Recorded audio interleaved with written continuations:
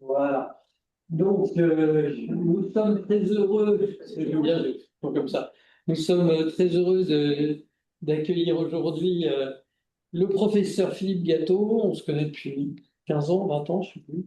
De Tours, qui a une place éminente sur les aspects de transplantation rénale, sur, euh, sur ce CHU.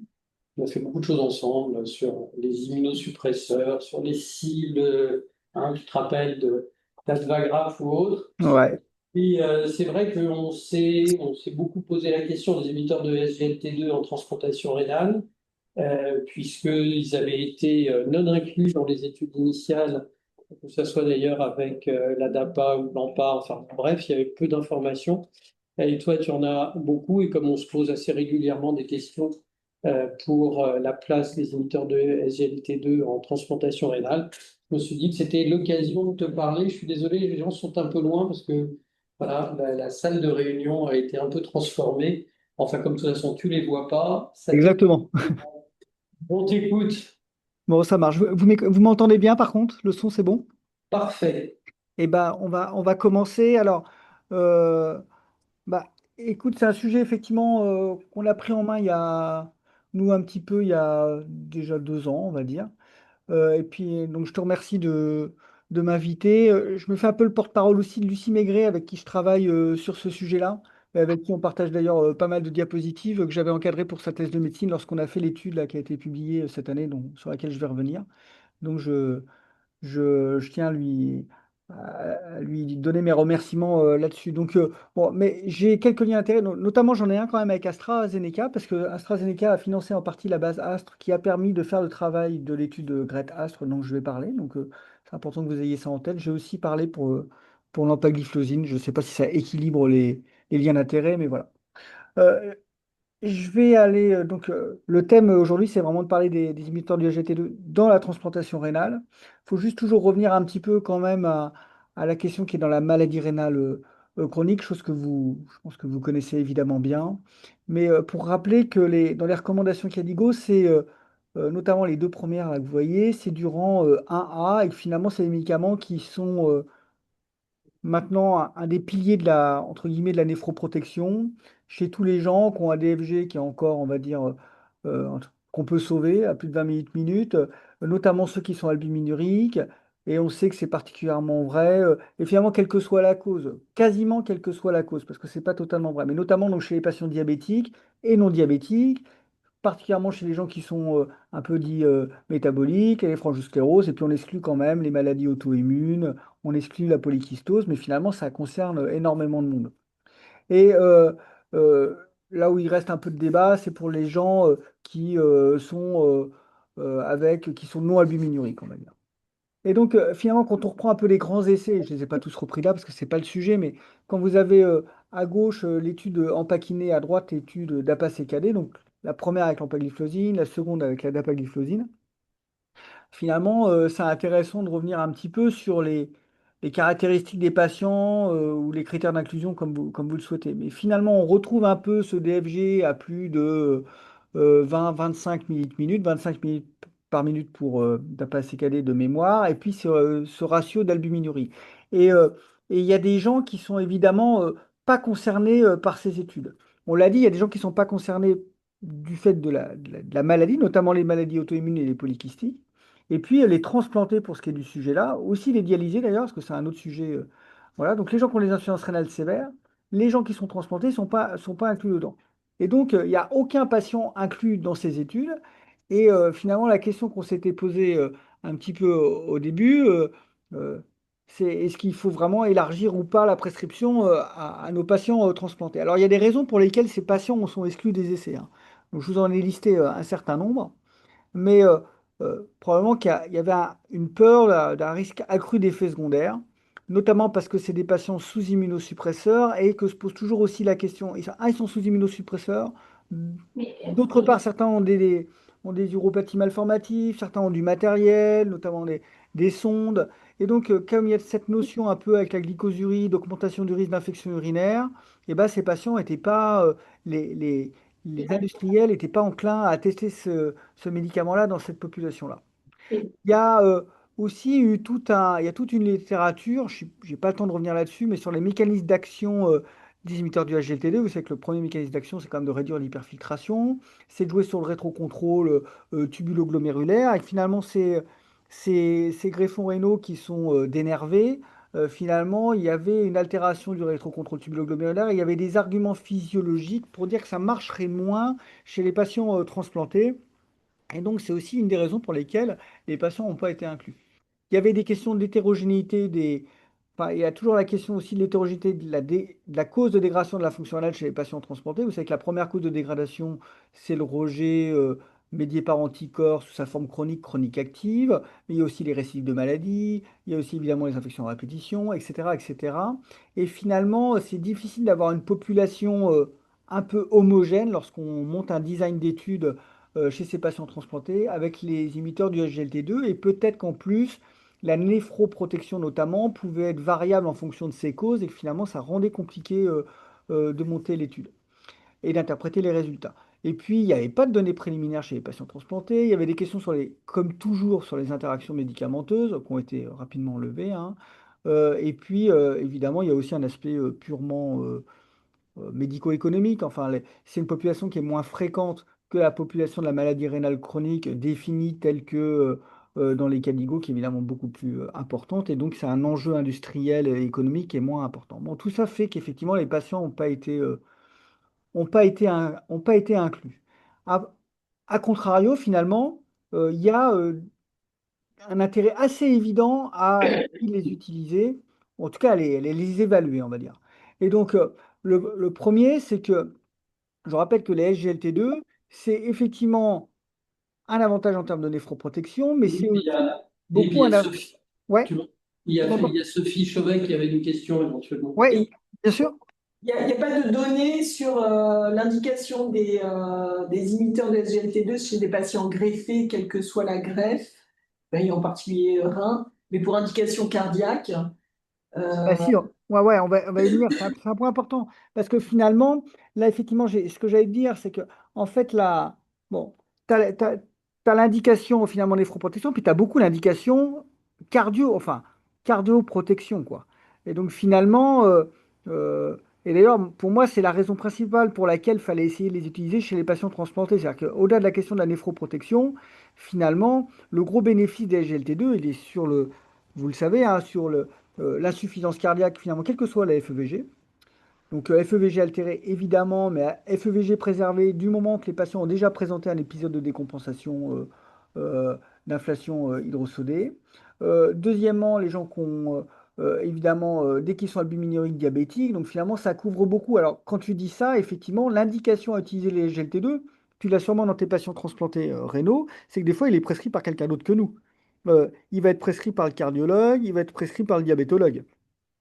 Pour les autres transplantations, en greffe de foie, je ne crois pas qu'il y ait de données dessus. Par contre, il y a un essai thérapeutique qui doit transplanter le design de l'étude, je crois qu'il vient d'être publié dans le JHLT là, très récemment sur les transplantés cardiaques pour utiliser les SGLT2 à viser de, de-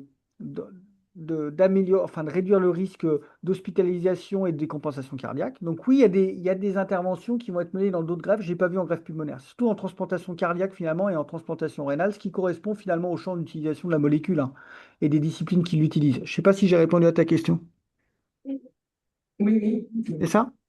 Et donc, dans les raisons pour lesquelles on voulait l'utiliser, un, c'est que bah, la première cause de mortalité, alors elle peut être challengée un peu par le cancer, vous savez maintenant, mais globalement, ça reste la mortalité cardiovasculaire chez le transplanté rénal. Et finalement, vous avez ce bénéfice de cardioprotection et de réduction de la mortalité cardiovasculaire et de la mortalité toute cause, je vous rappelle, dans DAPA-CKD, et donc qui fait qu'on a envie de l'utiliser chez les greffés pour ça. La deuxième raison, c'est que vous réduisez l'albuminurie, c'est évidemment une des cibles thérapeutiques de ces médicaments-là, et c'est la population d'intérêt. Et l'albuminurie chez le patient transplanté, euh, vous la retrouvez, alors nous, Jean-Michel Amy avait beaucoup travaillé chez nous ici là-dessus, et vous la retrouvez ici dans les Caligo, vous retrouvez finalement chez le transplanté un peu euh, la même projection des patients lorsque vous voulez rentrer dans ce tableau en fonction du DFG et du niveau d'albuminurie. Vous retrouvez, que ce soit pour la perte de greffon, pour les maladies cardiovasculaires, pour la mortalité toute cause, c'est quasiment pas complètement, mais ça peut quasiment être calqué sur le patient avec de la maladie rénale chronique.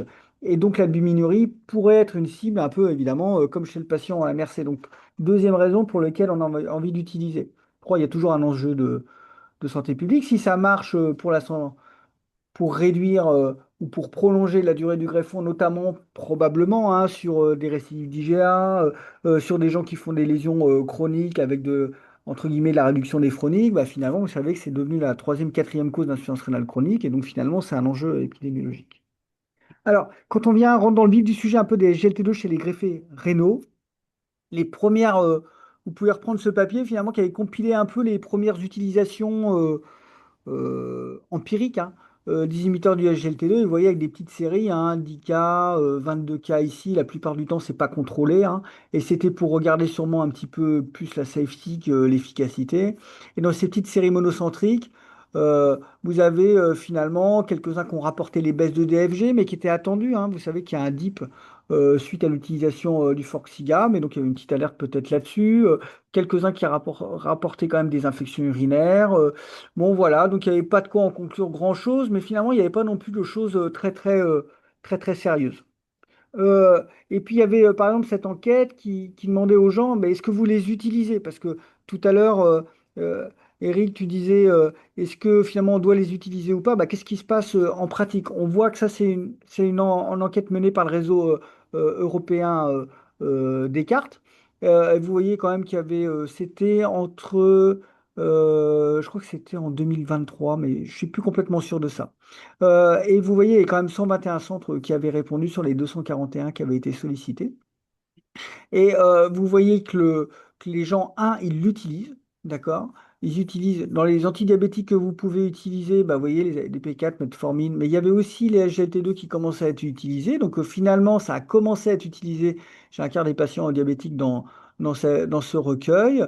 Et on voyait poindre l'utilisation en pratique du médicament, plutôt une utilisation quand même qui était plus importante après 45 jours de greffe que avant 45 jours. Donc les gens, de façon empirique, ils ont commencé à l'utiliser alors que, on l'a vu, les patients n'étaient pas dans les études et ils l'ont utilisé plutôt au moins un mois et demi, un peu de façon tardive par rapport à la greffe. Vous pouvez reprendre si vous voulez finalement vous refaire un peu le point rapide sur l'utilisation chez les greffés, vous pouvez prendre cette revue de la littérature qui est publiée en 2025 dans Transplantation et qui reprend, vous voyez, les études chez l'utilisation des inhibiteurs du SGLT2 et, hors sujet aujourd'hui, des agonistes du GLP1 qui sont un peu les deux nouvelles armes de la protection cardiovasculaire et rénale chez les patients avec une MRC. Et donc, vous retrouvez ici les études les plus importantes. Évidemment, par pur chauvinisme, je vais vous parler de la nôtre, mais on va en discuter quelques autres, notamment l'étude espagnole et l'étude des Coréens qui avait fait un petit peu de bruit.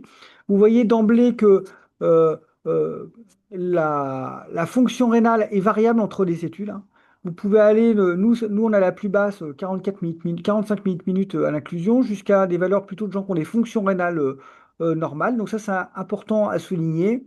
La deuxième chose qui est importante à souligner, que vous verrez, c'est que euh, la plupart du temps, sauf la nôtre d'ailleurs, ce sont des études qui sont restreintes chez les patients diabétiques. D'accord? Donc c'est plutôt des patients diabétiques albuminuriques, sauf la nôtre. Alors vous savez qu'on a vu que la SGLT2 était efficace chez le patient MRC indépendamment du diabète.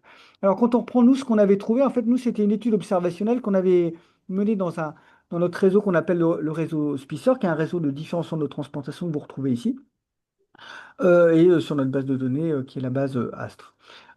Avec comme principal intérêt, comme il y avait eu l'AMM qui avait été obtenu et que l'AMM n'excluait pas, on peut en discuter, mais finalement n'excluait pas les patients transplantés, elle ouvrait la prescription à l'utilisation en routine des SGLT2, que ça soit finalement par les diabétologues, par les cardiologues, peut-être par certains médecins généralistes qui est quand même plus rares qui prennent la main sur ces patients-là, et puis évidemment par les néphrologues. Donc on voulait regarder un peu comment ça se passait en termes d'événements évidemment de sécurité, d'arrêt de traitement, peut-être voir un petit peu sur le plan clinique aussi comment ça se passait en termes de fonction rénale, peut-être un peu pour le diabète, et puis de voir aussi un peu les autres médicaments pour voir comment ça fonctionnait. Bon, si on récapitule un peu les choses, finalement, dans une utilisation observationnelle ouverte dans nos centres, ce qu'on voit, c'est que, Alors, on avait recueilli 347 patients. On était assez exhaustif, ça, on en est à peu près sûr. 60, 63 ans, vous voyez, de moyenne, principalement des hommes, ok. Bon, c'était quasiment que de la dapagliflozine, ce qui n'est pas forcément le cas dans les autres études. Je ne suis pas sûr que ça soit très important parce que les effets, ils ont l'air plutôt d'être des effets classe. Alors après, vous savez qu'en néphrologie, la dapagliflozine a plutôt pris au moins au début le pas sur l'empagliflozine parce que DAPA-CKD qui avait montré des résultats sur la mortalité et correspondait plus à des malades, on va dire néphro, a beaucoup drivé l'utilisation en néphrologie en France. Mais il y avait dans d'autres études, c'est plutôt de l'empa parce que c'était plutôt des diabétiques. Bon, nous, c'était quasiment que de la dapagliflozine. Et vous voyez les délais d'introduction. On voyait dans l'étude européenne, là, sur l'enquête, c'était plutôt tardif. Donc 87% des gens étaient introduits à plus de 1 an. Donc nos résultats, il faut bien les interpréter comme ça. Vous voyez les DFG, globalement, beaucoup de gens entre 30 millilitres et 60 minutes, moins de gens avec des fonctions rénales normales et très peu de gens avec des fonctions très altérées, en sachant qu'ils peuvent être prescrits aussi, effectivement, notamment par les cardiologues dans ces situations-là. Euh, En termes d'albuminurie, vous voyez qu'il y en avait quand même trois quarts qui avaient un ratio albumine-créatine qui était conforme au supérieur à 200 mg par gramme. Euh, mais vous en aviez aussi un quart pour lesquels ce n'était pas le cas. Et vous aviez deux tiers des patients qui étaient diabétiques, en sachant que 13% des patients avaient une néphropathie diabétique comme cause rapportée de, de leur nécessité enfin, d'insuffisance rénale chronique terminale. Quand on regarde les arrêts de traitement, vous voyez que l'incidence cumulée des arrêts de traitement, elle est d'à peu près 15% à 1 an. En fait, beaucoup s'arrêtent dans les 6 premiers mois. Enfin, la majorité des arrêts, pardon, sont dans les 6 premiers mois.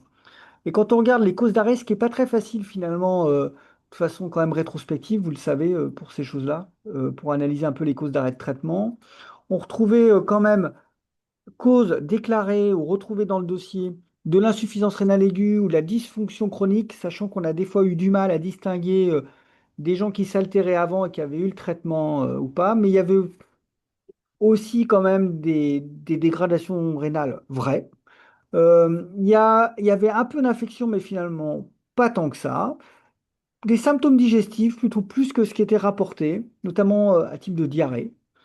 Beaucoup de trucs un peu, on n'a pas retrouvé dans les dossiers, hein, vous voyez, 20%, ou des infections intercurrentes, le médicament est arrêté et finalement il est pas repris. Et quand on regardait, nous, bon, on avait analysé un certain nombre de choses pour essayer de voir qu'est-ce qui influençait finalement l'arrêt du traitement, donc c'est 54 arrêts là sur ces 347 patients. Vous voyez que c'était le DFG qui ressortait, dans le sens où plus la fonction rénale était altérée, plus il y avait une possibilité, une probabilité que le traitement soit arrêté, notamment, vous voyez, dans les premiers mois de greffe. Et c'est ce que vous retrouviez là quand on stratifiait les patients. Finalement, on avait l'impression que les patients, qui sont les moins nombreux quand même, hein, donc il faut faire attention un peu aux effets de nombre, hein. Il n'y a que 30 malades qui ont DFG à moins de 30, mais vous voyez qu'ils se dégagent un petit peu comme étant des patients chez qui on arrêtait plus tôt, éventuellement un peu les 30-44, hein, il y a peut-être des effets seuil, alors que les autres, c'était ceux qui avaient le moins d'arrêt. Donc peut-être quand même que les médecins étaient plus enclins à arrêter ce traitement lorsque la fonction rénale était altérée, en sachant, je vous rappelle, il y avait comme cause la dégradation de fonction qui ressortait. Euh, Évidemment, nous, une des questions qu'on s'était posées, c'était les infections urinaires. Il n'y a pas eu finalement tant d'infections urinaires. Quand on regarde les chiffres d'infections urinaires, vous les avez ici, pardon, là, les infections urinaires basses, les pyélonéphrite, vous voyez, finalement, les chiffres, ils sont pas très importants. Il y en a un peu plus chez les diabétiques que chez les non-diabétiques, mais ça, c'est finalement classique dans une population de patients transplantés, et ça reste des chiffres très acceptables. En revanche, ils ont souvent abouti à un arrêt de traitement, notamment évidemment lorsque c'était des pyélonéphrite plus que les infections urinaires basses, avec sûrement dans l'idée qu'on avait tous et qu'on a sûrement encore un peu d'ailleurs, que quand les patients font des infections, notamment des infections répétées, on leur arrête les inhibiteurs du SGLT2. Il y avait peu de mycoses génitales, on l'a juste remis là, mais c'est important que vous ayez ça en tête parce que c'était toujours, et ça c'est constamment retrouvé dans les études, hein, il y a plus de mycoses génitales, mais finalement, il n'y en avait pas tant que ça chez nos patients qui pourtant sont diabétiques, pour beaucoup, qui ont des corticoïdes, pour beaucoup, etc.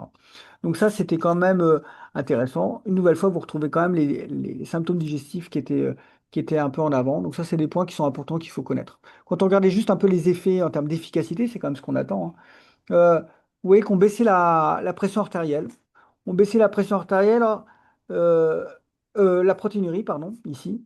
On l'a baissé que les patients soient diabétiques ou qui soient non diabétiques. C'était de la protéinurie, c'était pas de l'albuminurie, hein. On n'a pas des données d'albuminurie dans quasiment aucun centre d'ailleurs. Voilà, on arrive à réduire les choses d'à peu près 36%, ce qui est finalement assez conforme à ce qui est rapporté chez les patients non greffés. Quand on regarde la pression artérielle, vous savez que c'est un effet c'est pas considéré comme un antihypertenseur, mais le fait est que ça baisse la pression artérielle. On retrouvait des baisses de pression artérielle qui étaient quand même modérées, hein. 5 mm de mercure pour la systolique, 3 mm pour la diastolique. Bon, voilà, ça existe, ça peut être un effet bénéfique. Ce qui est intéressant, et ça c'était rapporté aussi chez les patients non transplantés, c'est que cet effet de réduction de la pression artérielle, il est centré chez les patients qui sont hypertendus. Et ça, c'est intéressant parce que bah, moi, je trouve ça particulièrement intéressant parce que des fois, on peut être limité, vous savez, dans l'utilisation notamment des bloqueurs du système rénine-angiotensin. Et là, vous voyez, c'est pas le cas. Chez les patients normotendus, finalement, la pression artérielle baisse pas. Ça a d'ailleurs fait l'effet d'une analyse un petit peu, d'une sous-analyse de notre étude par l'équipe de Reims, notamment donc par Lucille Ballet et par Pierre-Guillaume de Liège, où vous voyez, on a repris, enfin, ils ont repris un petit peu, ils ont essayé d'aller un petit peu plus loin sur le contrôle de la pression artérielle qui baisse dans les 3 premiers mois, puis qui se stabilise.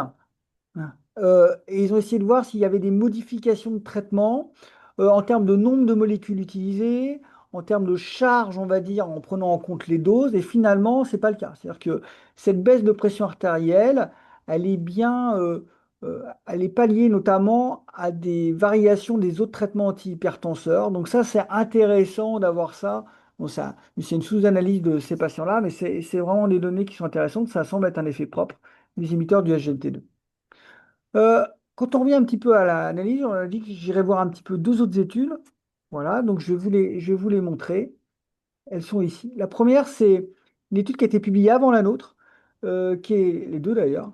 C'est une étude qui a exactement le même design que la nôtre. C'est une étude observationnelle de pratique avec, on va dire, le même nombre de malades, où ils reprennent les données cliniques, le traitement 6 mois, là, puis les effets secondaires. Et vous voyez, juste pour rapporter qu'il y avait des choses un petit peu en plus, il y a des choses en moins par rapport à l'autre, mais il y a aussi des choses en plus qui sont intéressantes. Ils avaient quand même, eux, une alerte qui était plus importante que nous sur les infections urinaires. C'est intéressant quand même de le rapporter. Et avec surtout comme facteur de risque le fait d'avoir déjà fait des infections urinaires. C'est une étude qui est non comparée, hein. D'accord? Mais quand même, peut-être qu'il faut un point de vigilance sur ça.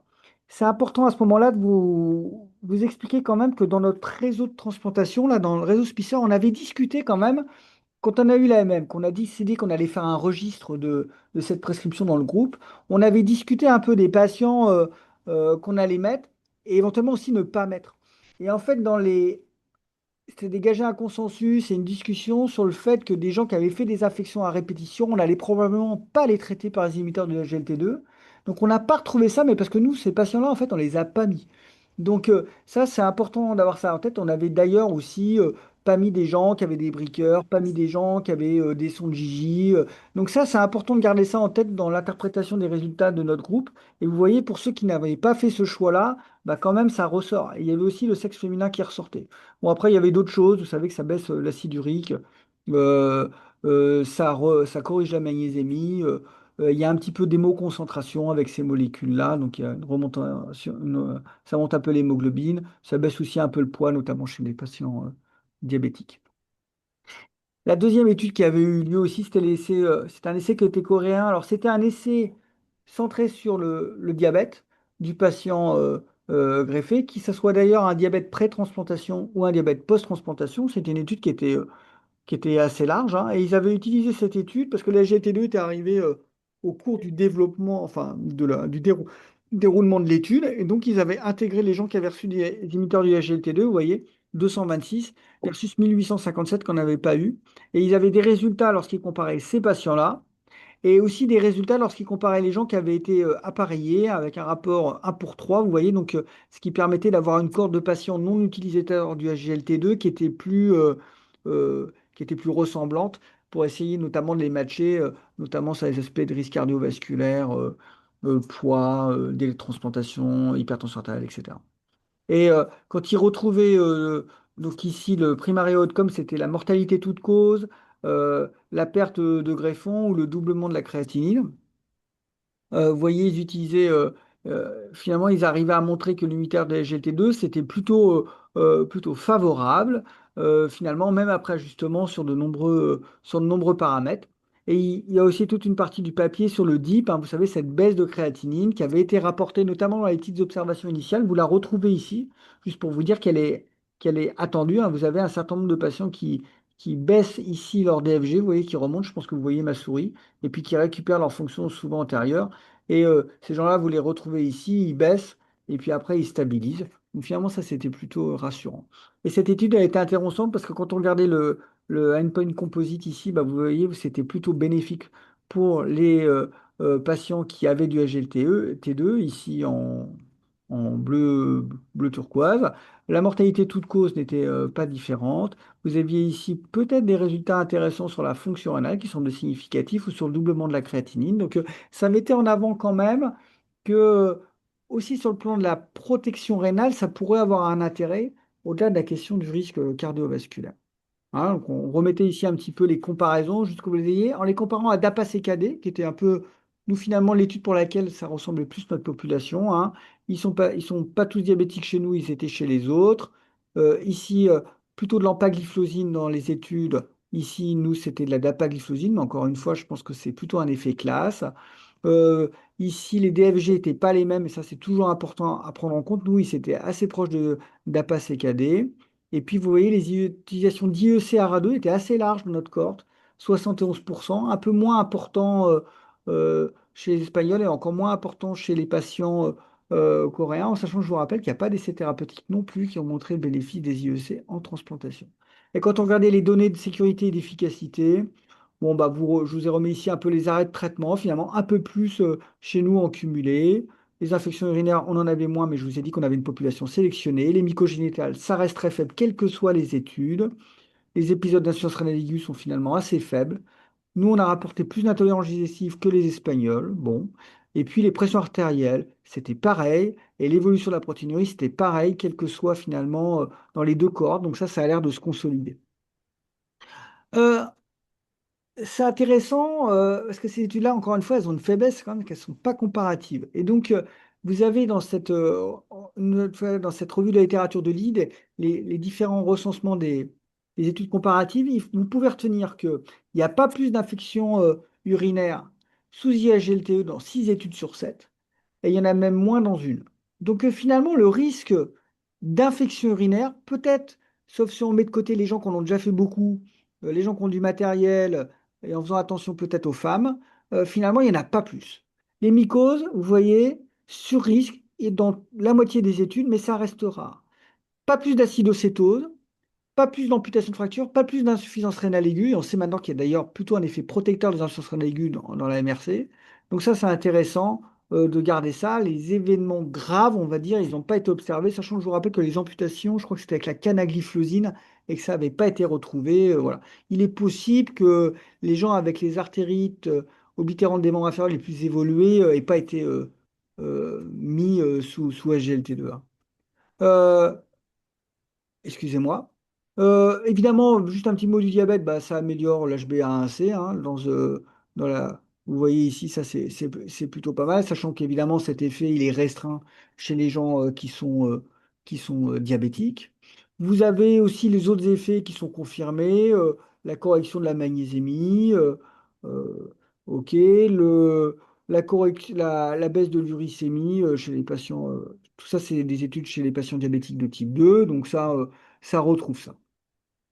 Donc, finalement, on en est un petit peu là. Il y a une étude qui, à mon avis, vous pouvez avoir en tête, qui est celle qui est sortie l'année dernière dans Nature Communication et qui est une étude à partir en fait, des données des systèmes de santé. C'est une base de données, je ne sais pas si vous connaissez, qui s'appelle TriNetX qui est en fait donc un réseau collaboratif. C'est une énorme base qui recueille les données de nombreux pays des systèmes de santé. Donc c'est de la big data entre guillemets. Ça veut dire aussi que donc ça a sa force parce que vous avez des effectifs importants. Ça a aussi ses faiblesses en termes de précision du phénotypage des patients, de recueil des données avec un biais quand même prenant de recueil, de codage, etc. Mais c'est quand même des données qui sont intéressantes à connaître. Je vous ai remis en rouge les points qui sont importants. Quand vous prenez des patients, C'est pas 2015-2018, c'est 2015-2023. Oui, c'est ça. 2015-2023, excusez-moi, qui sont des patients adultes, qui sont plutôt des traitements dits précoces. Et on prend que des gens qui ont des greffons fonctionnels à 3 mois. Et à la fin, on arrive à avoir une population matchée par un score de propension, une nouvelle fois, vous voyez, sur les critères d'âge, de la date de transplantation, euh, du sexe, la couleur de peau, de l'utilisation des comédications. Donc, a priori, ils avaient ça partout. Ça, je ne sais pas à quel point c'est fiable.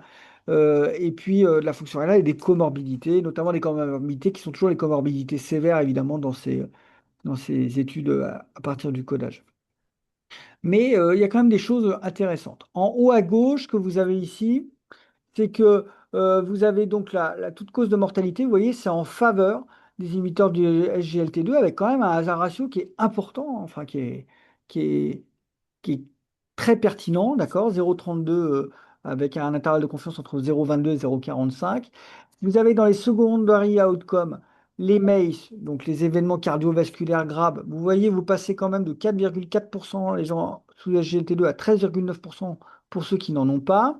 Et les événements, entre guillemets, majeurs que je vous ai redécrits ici, qui sont les événements majeurs rénaux, d'accord? Alors, vous voyez qu'il intègre également le décès, comme pour les MACE, mais sinon, c'est en gros des insuffisances rénales aiguës qui requièrent de la dialyse ou des pertes de greffons, d'accord? Bon, quand on regarde dans la subtilité dans le texte, such as quelque chose. Donc, en fait, il y a peut-être un petit point d'interrogation, mais en tout cas, c'est des événements plutôt graves. Bah, vous voyez quand même, les choses sont assez claires, hein. 8,9%, 22,5%. Donc, on en est là. En termes de secondaire, vous voyez, l'incidence de la dialyse, c'est vraiment ce qui sort le plus. Et puis, chez les gens qui sont exposés aux IECRA2, eh ben, ça reste significatif. Vous voyez que les gens, il y a un bénéfice qui est peut-être moins important que les gens qui ne le sont pas, en sachant qu'il y a des effets probablement d'effectifs, hein. Mais ça, c'est quand même des données qui vont encore une fois dans le même sens que les patients transplantés. Ils peuvent bénéficier, comme les patients MRC, d'un bénéfice rénal et d'un bénéfice aussi cardiovasculaire qui se traduit par de la mortalité. Donc ça, c'est quand même des choses qui sont, à mon avis, importantes. Vous l'avez là. Et ça, et à droite, ce que vous avez, c'est à quel moment c'est utilisé, d'accord? Dans les 2 semaines de la post-greffe, entre le 6 mois de la greffe, à plus de 12 mois de la greffe. C'est toujours significatif. Mais vous avez ici en dessous ce qu'ils appellent les long-term SGLT2 users. Et en fait, ces gens qui sont les long termes, en fait, c'est des gens qui avaient déjà des inhibiteurs de SGLT2 avant la greffe.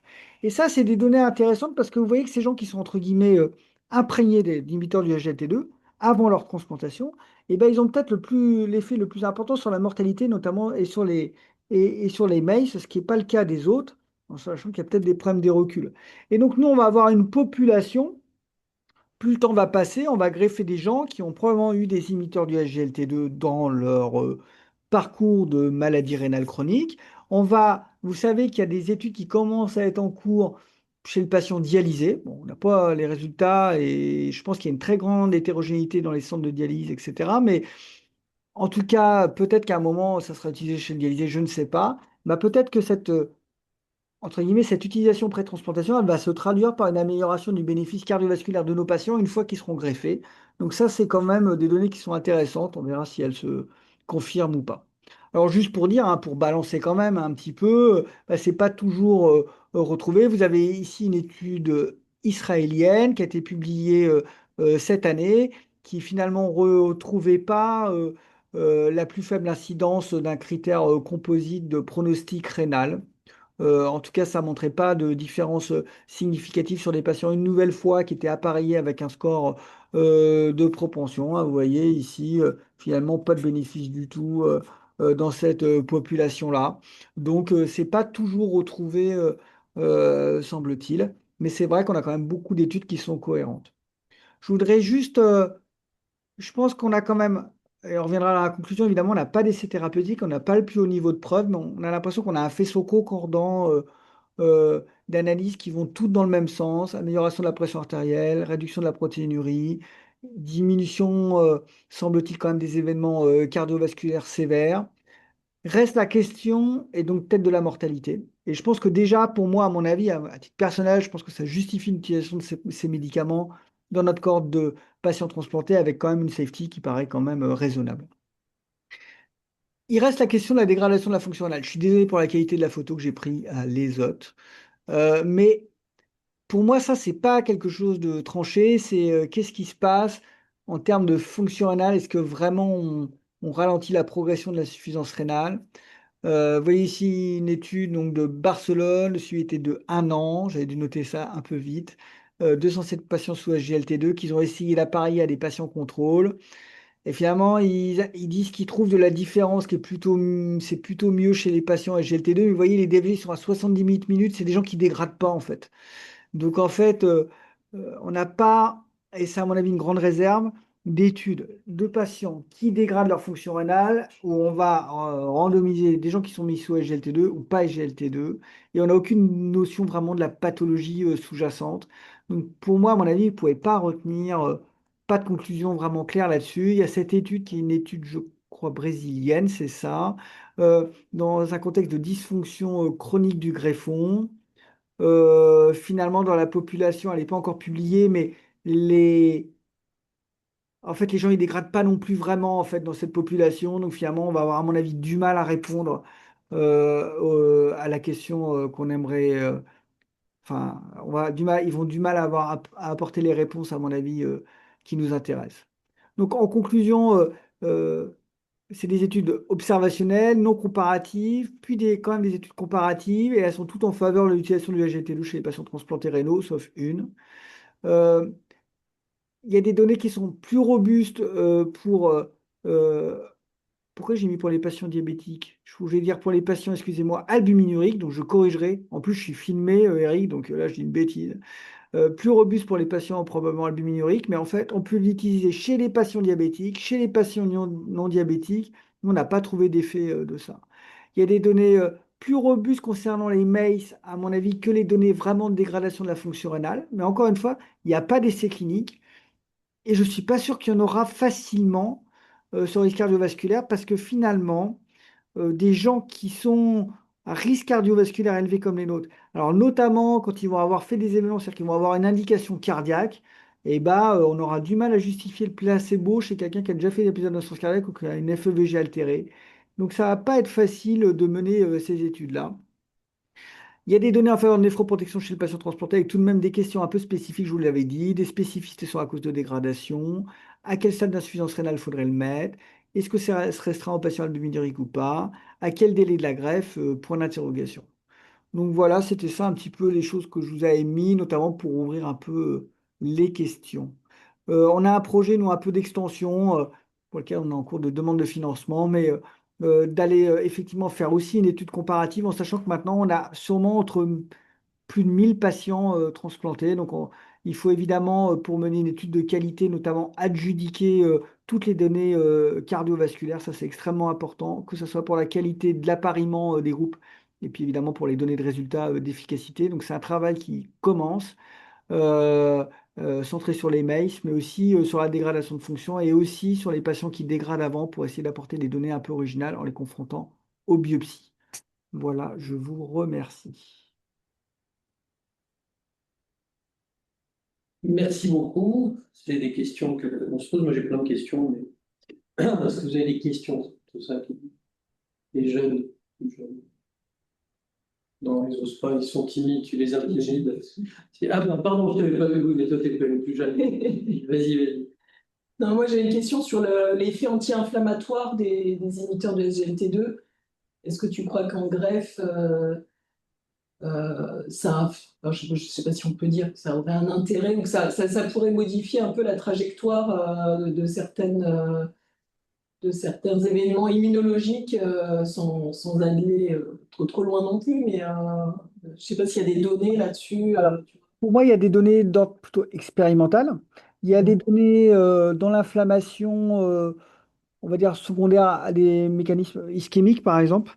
Et tu sais, il y a cette augmentation de production, par exemple, de SIRT1, et donc cette modulation de l'inflammasome. Et il y a des données un peu dans l'ischémie-perfusion, donc cette inflammation peut être précoce, mais il n'y a pas plus de données que ça. Il y a une publication récente, parce que j'ai refait un peu la littérature hier, j'ai vu sur les aspects lymphocytaires et sur les aspects d'activation mitochondriale, parce qu'il y a tout un aspect entre SGLT2, des aspects de régulation de l'autophagie et du métabolisme d'une façon générale énergétique. Et donc, on sait que ça joue un rôle hein, dans l'activation lymphocytaire, etc. Mais pour moi, il n'y a pas de données qui vont plus loin que ça pour l'instant, à ma connaissance, hein. Alors, donc, oui, alors alors une question qui est intéressée en fait éventuellement Sophie, je crois. Est-ce qu'il y a eu des patients qui ont eu des biopsies du greffon, parce que c'est plus facile de faire des biopsies de greffon, qui recevaient des inhibiteurs de SGLT2 dans la cohorte? Tu sais ça ou pas? Parce que je Alors, en sais que fait, Sophie s'intéresse à ces types de prélèvements. Donc, ouais, c'est intéressant. vraiment, voilà, c'est pour toi, hein. En fait, dans notre cohorte de 347 patients, euh, en f- alors oui, il y a eu des biopsies évidemment, mais souvent c'était des biopsies qui étaient pas qui étaient des fois éloignées de la période d'introduction. Parce que comme tu l'as vu, c'est beaucoup de gens qui sont beaucoup d'introductions tardives. Pas forcément d'ailleurs, et beaucoup ont été introduits probablement. On a du mal à détailler exactement l'indication d'ailleurs de la prescription, mais c'est souvent des patients qui sont un peu albuminuriques, alors qu'ils ont des IEC ou des ARA2 pour 70%, ou alors qu'ils ne les supportent pas. Et donc finalement, il y a peu de gens qui ont eu des biopsies précoces, enfin pas précoce, mais proche, pardon, de l'utilisation du SGLT2. Donc, on n'en a pas tant que ça. On espère que quand on va élargir la cohorte là, à plus de 1 200 patients, on arrive à avoir un certain nombre pour lequel on a un diagnostic histologique qui ne date pas de Mathusalem, évidemment, plus proche de l'utilisation du traitement. D'accord. Alors après, j'ai des questions très ponctuelles d'une certaine manière. Là, tu as dit que dans le registre, donc la première cause finalement d'arrêt, c'était des insuffisances rénales, donc dégradation de la fonction du greffon, réversible. Oui, alors il y avait deux souvenirs.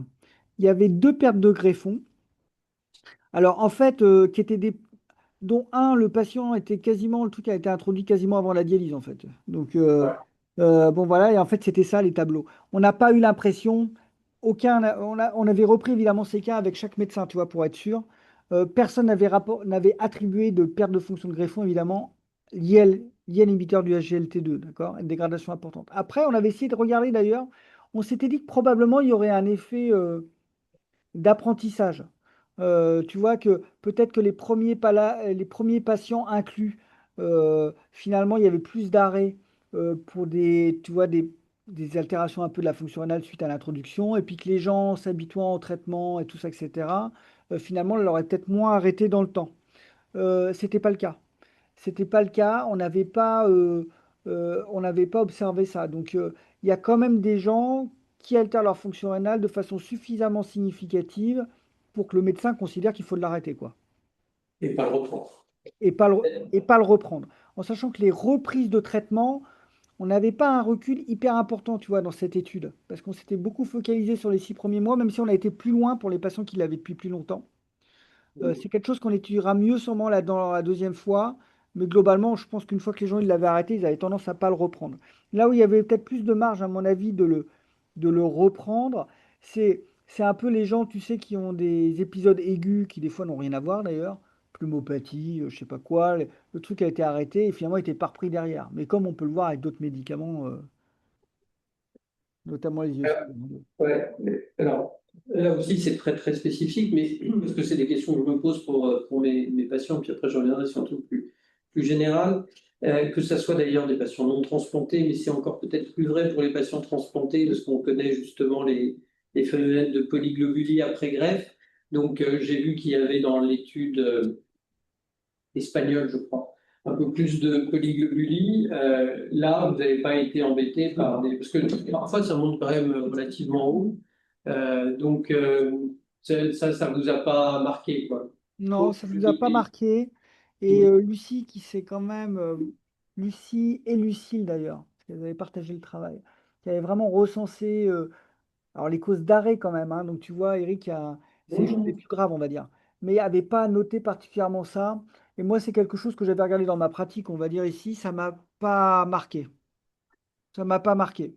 C'est souvent plutôt un peu des augmentations d'hématocrit tu vois, de 1 ou 2 points finalement. Donc c'est statistiquement significatif dans les études, mais finalement, c'est un peu comme le poids, ils perdent 1 kilo, 1,5 kg, mais c'est pas, à mon avis, c'est pas si pertinent que ça. Par contre, c'est peut-être un truc où il faut faire attention chez quelqu'un qui est déjà un peu limite, quoi.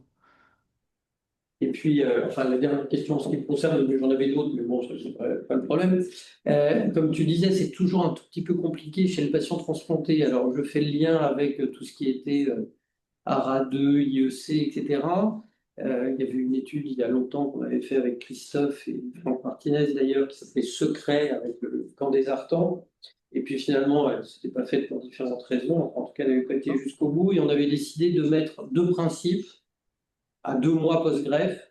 Comme ça, comme on les biopsie à 3 mois, même s'il y avait une Ouais. dégradation de la fonction, on était sûr que ce n'était pas immunologique. Les patients sous Artan. Ok. Et donc, ma question un petit peu provocative, elle est double. C'est premièrement, parce qu'on m'a posé la question hier, entre eux, pour la cardio et néphroprotection chez un patient transplanté avec un rein unique, avec les questions de sténose qu'on peut avoir, si tu devrais choisir entre un bloqueur du système rénal-angiotensine et un inhibiteur de SGLT2, tu prendrais quoi? Alors, là, c'est mon avis personnel que tu me demandes, Non, hein. mais toutes les études ont toujours été faites, c'est ce que j'ai Ouais, répondu. En tout cas, de la KD, enfin, etc., c'est tout sous Artan, ouais, et puis c'est exactement. un stop-off. Mais finalement, on m'a posé la question et je ne savais pas très bien quoi répondre. Mais pourquoi est-ce qu'on ne commencerait pas plutôt par les inhibiteurs de SGLT2? Parce qu'à la limite, on a moins de problèmes d'hyperkaliémie. Alors, c'est vrai. Nous, on est resté sur l'idée qu'on les met en deuxième position. On est resté sur l'idée que on met plutôt un IEC ou un ARA2, qu'on essaye à monter. Après, c'est vrai que euh, moi, assez facilement, je le rajoute, quoi.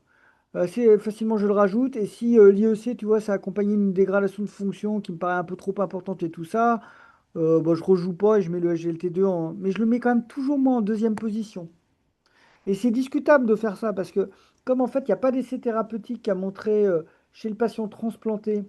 euh, donc là, il y a l'étude dont tu parles que je connaissais pas. Et puis il y avait aussi l'étude, alors je me rappelle plus, à chaque fois j'ai un trou de mémoire, mais qui était bien menée, je crois que c'était je sais plus si c'est un Lancet ou un JAMA, et qui comparait bien un IEC versus un placebo chez des patients transplantés. Le résultat, il faudrait la reprendre pour le endpoint, mais c'est que surtout qu'il n'y avait pas de bénéfice. Et donc, on pourrait se dire, OK, ils ont placé les IEC à RA2 en première intention chez les patients MRC parce qu'il y a un bénéfice prouvé du bloqueur du système rénine-angiotensine. Mais chez les patients transplantés rénaux, où finalement il n'y a pas d'essai, ou plutôt il y a un essai qui a montré qu'ils ne le retrouvaient pas, bah, finalement, est-ce que le SGLT2, il ne devrait pas être avant? Et ça, tu as raison, c'est une bonne question. Ouais. Bah, Mais hors hypertension, quand même. ah oui, oui, non, mais parce que Hors la question, hypertension, justement, je non, te non, dis, mais avec hors Christophe, hypertension. voilà, on s'était lancé l'argamanu, c'est-à-dire que tout le monde avait le droit, je crois que c'était pour le coup du taré, enfin, du valsartan à 2 mois pour voilà. Et je me posais la question de savoir si quelqu'un à ta connaissance mettait de façon systématique, une fois que la situation du greffon est stable, à 2 mois post-greffe ou à 3 mois post-greffe, un Non. inhibiteur de SGLT2 sur la notion de la néphro et de la cardioprotection. Parce que nous, enfin moi je ne le fais pas, mais c'est vrai que de temps en temps je me pose la question qu'à la limite, why not quoi? Alors nous, en fait, alors nous à Tours, alors là je vais dire à Tours, on est resté finalement, bon déjà que l'AMM accueillait les patients greffés, mais Oui, sans avoir en tout cas ne les excluait pas, c'est quand même très limite, hein. Euh, En fait, on est resté sur l'argument de l'albuminurie, parce que quand même, la notion chez les patients qui sont non albuminuriques, même chez les patients MRC, hein, la donnée, elle est quand même pas très robuste, hein. bah non, non. Donc nous, on garde le SGLT2 en deuxième intention de la radio-IEC, et il faut quand même pas se tromper, la majorité sont hypertendus, effectivement, quand même. Et donc, on garde ça en première intention, et on rajoute les SGLT2 s'ils sont albuminuriques. À 0,3 Ah ouais, gramme par gramme. ouais, exactement, ouais. Ok. Non, parce que Enfin, bref, je me suis posé la Donc, question. finalement, on reste un peu dans le cadre de l'AMM, quoi. Mhm. Ok. Moi, j'avais une question sur votre étude en cours avec le score de propension. Pourquoi vous avez pris que 3 mois d'utilisation des inhibiteurs de la SGLT2 pour vos deux cohortes? Plus de 3 mois, tu veux dire? Oui, vous avez pris 3 mois ou plus ou... Ouais, c'est 3 mois ou plus, hein. Ah, d'accord. En fait, on exclut les gens.